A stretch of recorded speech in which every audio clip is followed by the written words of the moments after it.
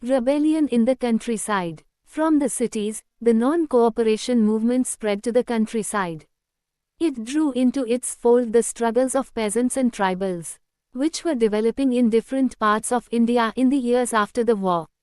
In Awadh, peasants were led by Baba Ramchandra, a sannyasi who had earlier been to Fiji as an indentured laborer. The movement here was against talukdars and landlords who demanded from peasants exorbitantly high rents and a variety of other cesses. Peasants had to do beggarand work at landlords' farms without any payment.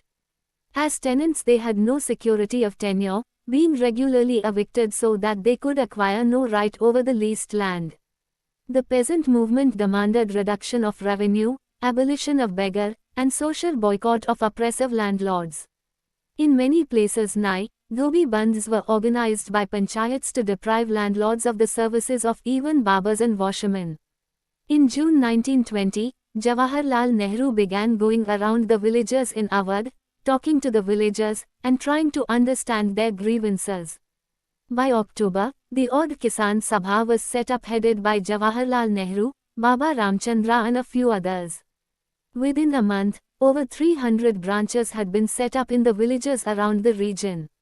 So when the non-cooperation movement began the following year, the effort of the Congress was to integrate the Awadh peasant struggle into the wider struggle.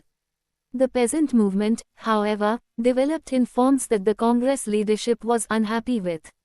As the movement spread in 1921, the houses of talukdars and merchants were attacked, bazaars were looted, and grain hoards were taken over. In many places local leaders told peasants that Gandhiji had declared that no taxes were to be paid and land was to be redistributed among the poor.